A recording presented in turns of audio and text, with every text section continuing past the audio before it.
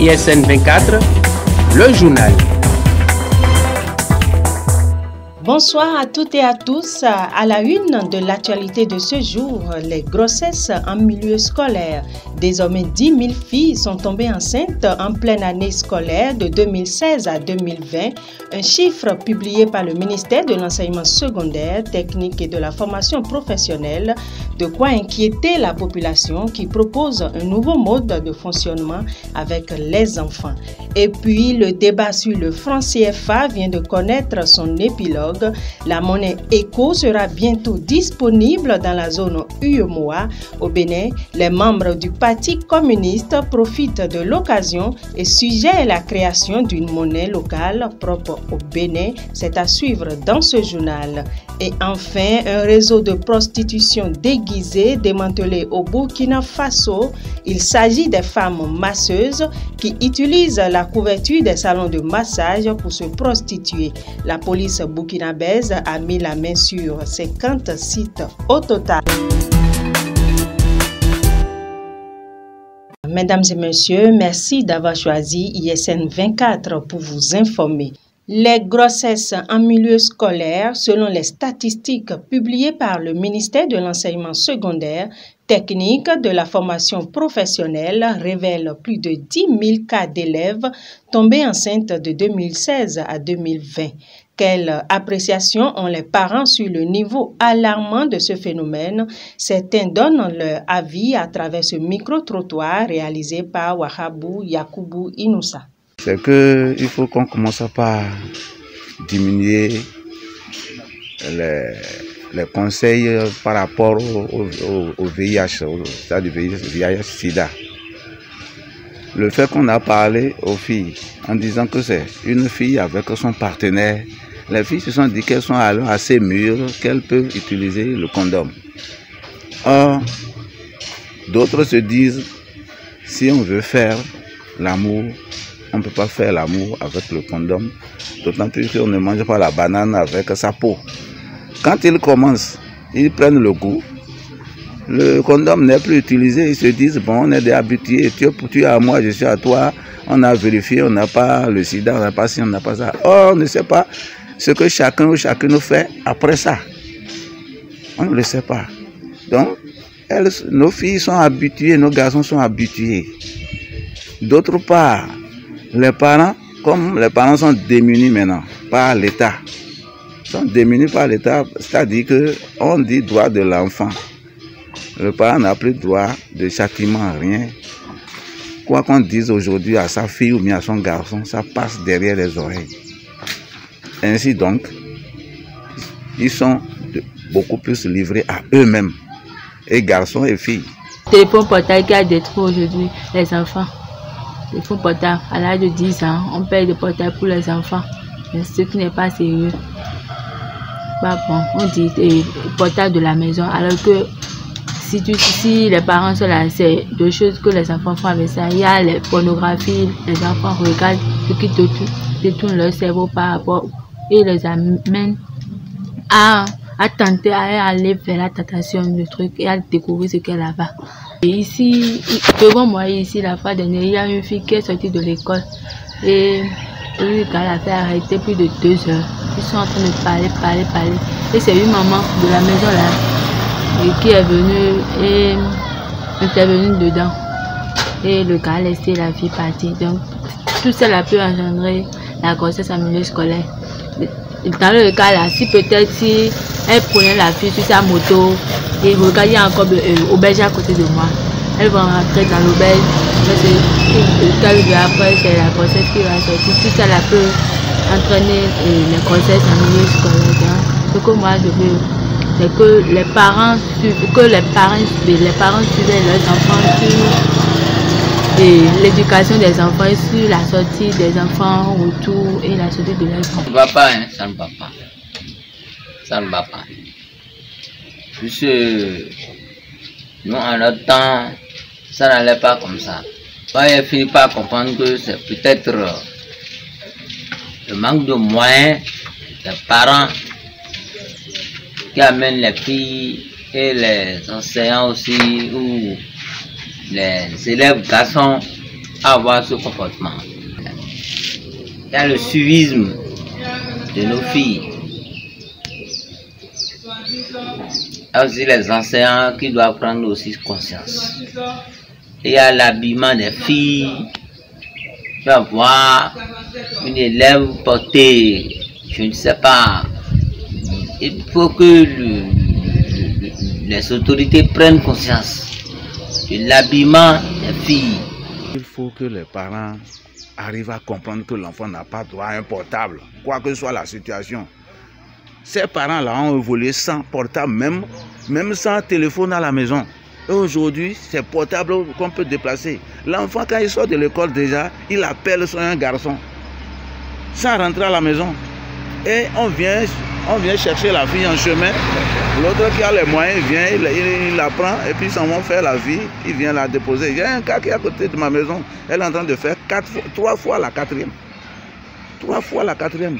Le type pour faire de pavage là, qui sont venus pour faire, il a connu la fille, c'est fini. Et la fille a 2 portables qu'elle met dans les chaussures. Qui peut savoir? Et c'est sûr, peut-être vibreur seul. Hein? Les parents n'ont qu'à supprimer affaire de portable, que ce soit un ministre ou bien que ce soit un député ou bien n'importe qui, n'a qu'à savoir que son enfant n'a pas besoin de portable. Si c'est la clé, on n'a qu'à lui déposer la clé quelque part. L'enfant ne va pas mourir. S'il vient à la maison, ne trouve pas la nourriture, il va trouver du gari au moins. Depuis plusieurs décennies, les microfinances œuvrent pour la réinsertion sociale et bancaire, permettent à des personnes socialement vulnérables de bénéficier d'un crédit productif et d'une solution d'épargne. Au Bénin, les microfinances sont désormais dans toutes les localités proches de la population. Quels sont leurs impacts sur la vie des bénéficiaires? Écoutons les propos de certains avec Pierina Fakoundé. La microfinance est devenue un axe stratégique prioritaire pour de nombreuses organisations. En tant qu'outil permettant de faire reculer la pauvreté, elle joue un rôle dans le développement, tant au niveau local que national. Donc, disons, ça a un impact positif sur la population bénéficiaire si les enfants ont un usage, c'est-à-dire si elles mènent les activités dont ces fonds sont dédiés. Avant que la banque ne t'octroie un prêt, par exemple, ou te finance, il va falloir quand même que ton activité soit beaucoup plus assise et pouvoir être capable de générer un certain nombre de revenus mensuels ou tout au moins de par quinzaine ou hebdomadaire. Donc, ces structures de microfinance ont plusieurs systèmes. Ça peut être système de tontine, d'épargne ou d'octroi de prêts. Tu comprends un peu? Donc, ça permet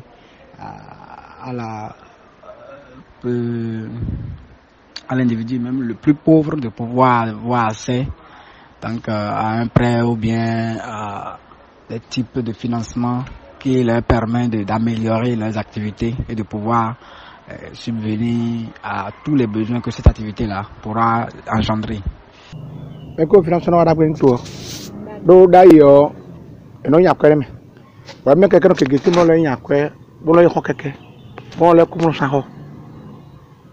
Déjà, ma soeur le nous même inaï ton so bien mania asokwe dagbe on blotodo comme ya non on de oversin to village ya wa on dagbe si eyin alo don to village no jalo to village ye no fi jon ndo ko si bezu bonu maro go mo ko dion nanya nya na sun eni o dagbe wa si eni o dagbe wa we. À présent, la page économie avec Inoussa Yakoubou.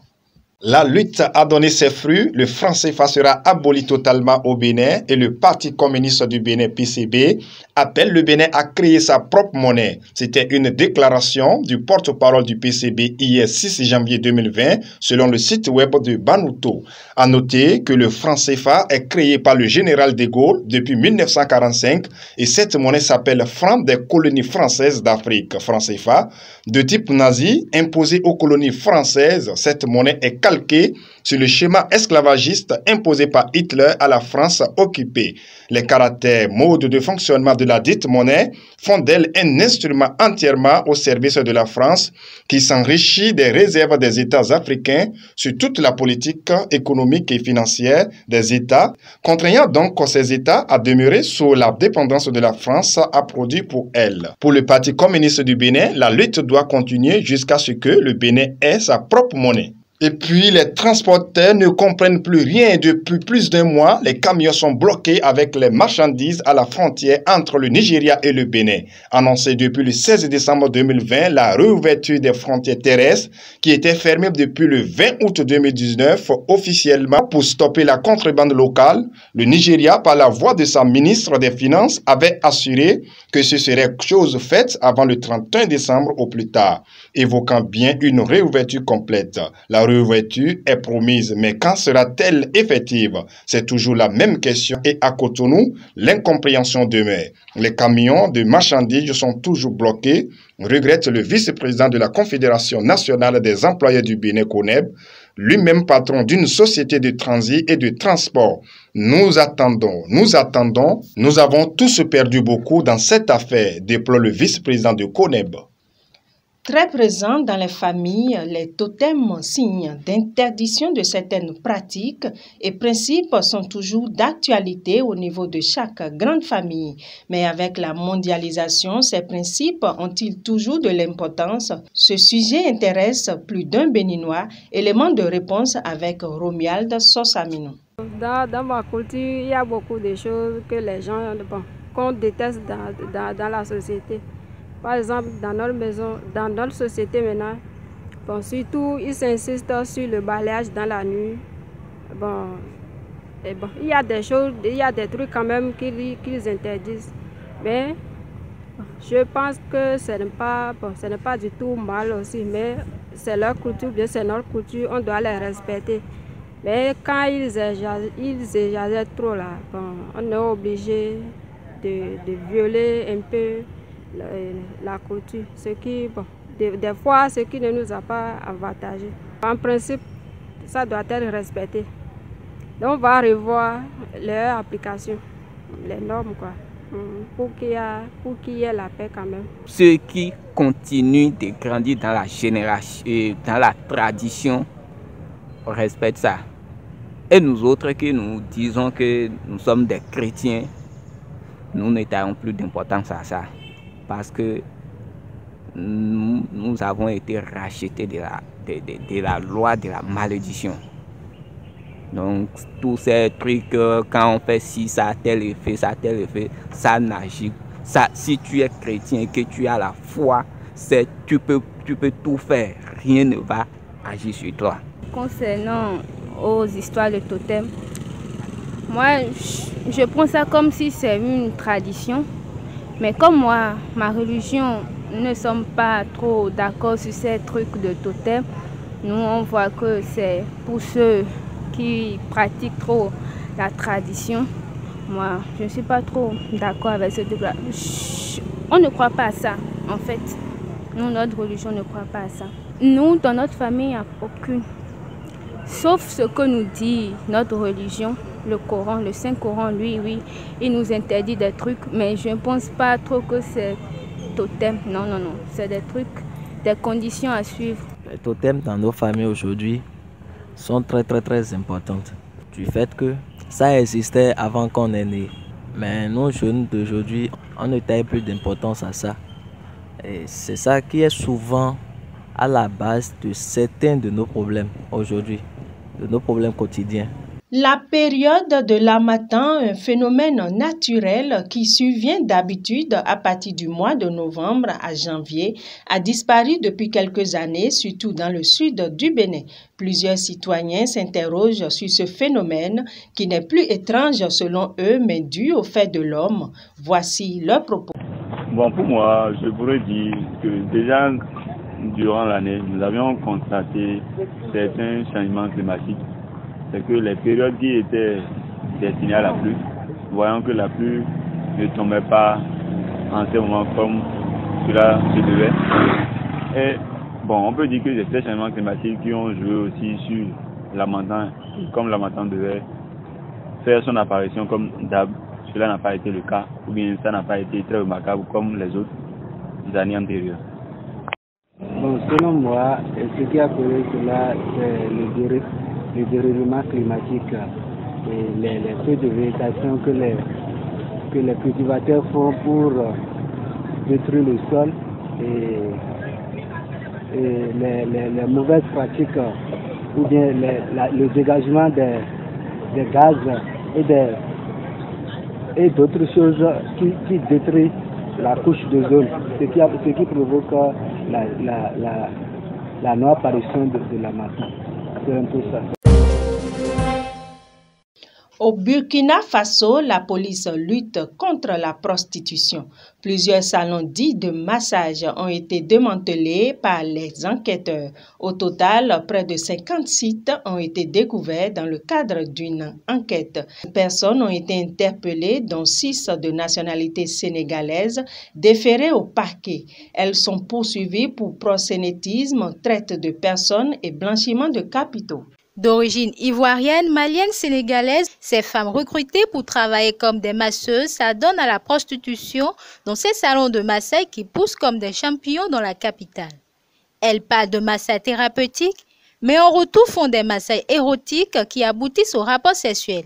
La preuve selon Gaston Savadogo, rédacteur en chef du bimensuel L'événement, des écrans de télé diffusent de la pornographie en boucle dans les 10 salles de massage. Suite donc à de nombreuses publicités sur les réseaux sociaux, la division des investigations criminelles DIC de la police judiciaire s'est saisie de l'affaire. En réalité, il s'agit bien d'un réseau organisé où les filles se prostituent. Les sommes reversées au patron des lieux raconte le commissaire Jaro Nandembega, chef de la division des investigations criminelles de la direction de la police judiciaire. Après investigation, plusieurs matériels ont été saisis. Il s'agit des 4 bancaires prépayés, une importante somme d'argent, soit 14 téléphones portables selon le chef de la division des investigations criminelles. Aux États-Unis, chauffés à blanc par un discours de Donald Trump, les incitant à se rendre devant le Capitole pendant le processus de certification de la victoire de Joe Biden, des centaines de manifestants pro-Trump se sont rendus devant le Parlement et se sont introduits dans le bâtiment, entraînant la suspension de la session et l'évacuation des élus. Le Congrès a repris toutefois sa séance concernant le processus de certification de la victoire du démocrate. À l'issue de cette séance plénière, le vice-président républicain Mike Pence a certifié le vote de 306 grands électeurs en faveur du démocrate contre 232 à Donald Trump à l'issue de cette séance marathon marquée par plusieurs interruptions. Précisons également que Washington est sous couvre-feu de 18h à 6h du matin, local. Finissons ce journal avec une note de gaieté, les couleurs tendances en 2021, après le bleu classique de 2020 qui a accompagné l'émergence d'une pandémie dont les conséquences se font encore sentir. Pour cette année 2021, la chaleur du jaune illuminant et la solidité du gris ultime qui définiront l'année selon l'Institut Panton. Reportage Pierina Fakundi. Ce mariage de couleurs est censé nous projeter avec optimisme dans l'avenir, déclare Sarah Kodjo, créatrice de mode. Pour Sarah Kodjo, le jaune illuminant redonne l'espoir, la joie et la positivité en ce temps difficile et affectant. Quant à l'ultime gris, elle est le symbole de la solidité et de la résistance. À l'en croire, ce mariage de couleurs porte un message de force et d'espoir. Selon la créatrice de mode, ce mariage se décline en bijoux, vêtements et tissus d'ameublement. Le jaune illuminant et le gris ultime associés vont mettre en avant un besoin inné d'être vu, reconnu, valorisé, de faire entendre nos voix et de nous pousser à de nouveaux concepts. Mesdames et messieurs, ce sera tout pour cette session d'information que je vous remercie d'avoir suivi. C'était Smarenayi à la présentation et Romuald Sossaminou à la réalisation. Merci à tous.